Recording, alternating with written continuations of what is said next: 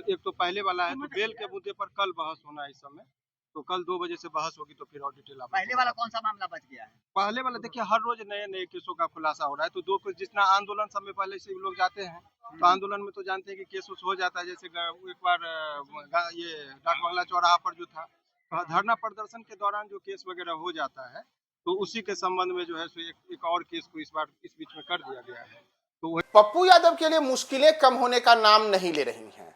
एक के बाद एक नए मामले उजागर हो रहे हैं और स्थिति है कि पप्पू यादव, जिन्हें पिछले दिनों गिरफ्तार किया गया था और अपनी जेल से रिहाई के लिए लगातार वो कोर्ट के दरवाजे पर खड़े हैं, लेकिन सुनवाई हर दिन टल रही है।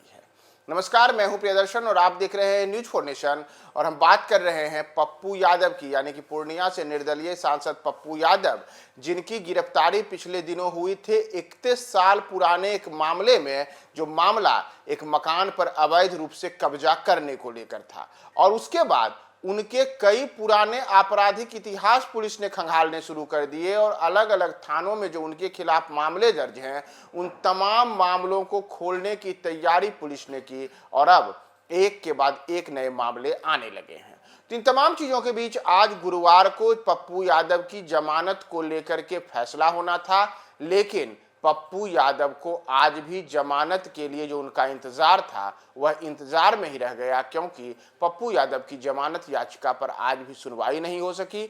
एक दिन पहले भी पटना के कोर्ट परिसर को बम से उड़ाने की धमकी दिए जाने के कारण पप्पू यादव के बेल का फैसला नहीं हुआ था और इसी कारण उन्हें जेल में ही रात गुजारनी पड़ी थी। और अब एक बार फिर से आज भी उन्हें जेल में ही रात गुजारनी होगी, यानी कि गुरुवार की रात भी पप्पू यादव के लिए जेल में भारी पड़ने वाली है। तो दरअसल ये पूरा जो मामला है, जो मैंने आपको बताया कि 31 साल पुराने एक मामले में पप्पू यादव की गिरफ्तारी हुई थी, क्योंकि उन पर आरोप लगा था कि उन्होंने जिस मकान को किराए पर आवासीय काम के लिए लिया था, बाद में उसमें अवैध तरीके से उसका व्यावसायिक इस्तेमाल करने लगे, उसमें ऑफिस खोल दिया और एक प्रकार से उसे कब्जा कर लिया। तो इसी को लेकर के उनकी गिरफ्तारी हुई और इस मामले के बाद अब जो पुलिस ने उनके खिलाफ कुछ अन्य नए मामले खोले हैं, जिससे पप्पू यादव की मुश्किलें बढ़ी हैं। उसमें पटना के कोतवाली थाना क्षेत्र में वर्ष 2003 और 2017 में दर्ज हुए 2 अलग अलग मामलों में भी उन्हें लेकर के पुलिस ने इस मामले की भी जांच शुरू की और इसमें भी उनको अब बेल लेना पड़ेगा। इतना ही नहीं, बुद्धा कॉलोनी थाना क्षेत्र में भी इनके खिलाफ सरकारी कार्य में बाधा का मामला है और इन तीनों मामलों में, यानी कि कोतवाली थाना क्षेत्र के 2 मामले और बुद्धा कॉलोनी थाना जो कि पटना के अंतर्गत ही आता है, इसका 1 मामला, इन तीनों मामलों में अब पप्पू यादव को बेल मिलेगी। उसके बाद ही वे जेल से बाहर रहेंगे, लेकिन उसके पहले उनकी जो पुलिस कस्टडी है वह सिलसिला अभी लंबा टिकने के आसार दिख रहे हैं। कम से कम आज रात तक तो उनको जेल में बिताने की नौबत रही गई है, क्योंकि आज भी उनके मामले में सुनवाई नहीं हुई। दरअसल ये जो मामला है, जिस मामले में उनको 31 साल पुराने मामले में गिरफ्तार किया गया था, यह पटना के गर्दनीबाग थाना क्षेत्र का मामला था।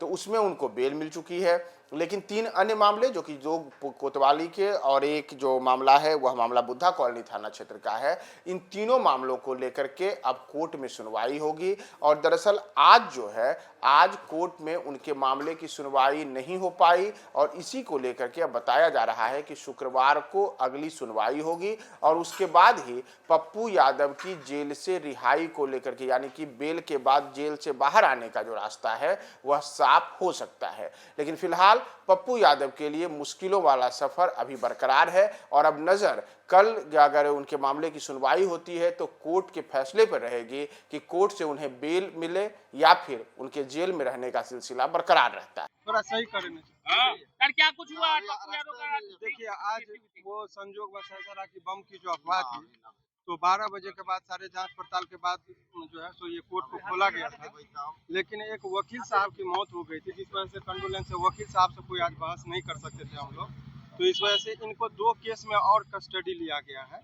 जो कोतवाली थाना कांड संख्या है आपको 289-17 और एक और केस है कोतवाली का ही, नए नए केस को सटाया जा रहा है। उसी के तहत 2 केस में और इनको कस्टडी दिखा दिया गया, तो अब 2 केस में और इनको बेल लेने की आवश्यकता पड़ेगी। तो एक तो पहले वाला है, तो बेल के मुद्दे पर कल बहस होना है इस समय। तो कल 2 बजे से बहस होगी, तो फिर और डिटेल आप पहले वाला कौन सा मामला बच गया है? पहले वाला देखिए हर रोज नए नए केसों का खुलासा हो रहा है। तो दो जितना आंदोलन समय पहले से लोग जाते हैं, तो आंदोलन में तो जानते हैं कि केस उस हो जाता है। जैसे एक बार ये डाक बंगला चौराहा पर जो था, धरना प्रदर्शन के दौरान जो केस वगैरह हो जाता है, तो उसी के संबंध में जो है सो एक और केस को इस बार इस बीच में कर दिया गया है। तो वही जो है जो पहले का केस 2017 का एक केस था, उस केस को भी सटा दिया गया अब, ताकि अब जितने केस हैं उसमें चाह रहे हैं कि बारी बारी से, तो कि डिले देखिए और कुछ नहीं होता, प्रोसीजरल पनिशमेंट होता है, प्रक्रिया ही सजा के बराबर हो जाती है। तो ये प्रोसीजरल पनिशमेंट का एक तरह से जो है यही चीज है। डेट बस क्या हो मिली है? डेट गया, क्या मिली है? बस हो गया। डेट क्या मिली? डेट कल बहस होगा, कल बहस होना है उसके। ठीक है, धन्यवाद। तो पप्पू यादव के इस पूरे मामले पर हमारी बारीक नजर है। हम आपको पल पल की तमाम गतिविधियां बताते रहेंगे। बने रहे न्यूज़ 4 नेशन के साथ।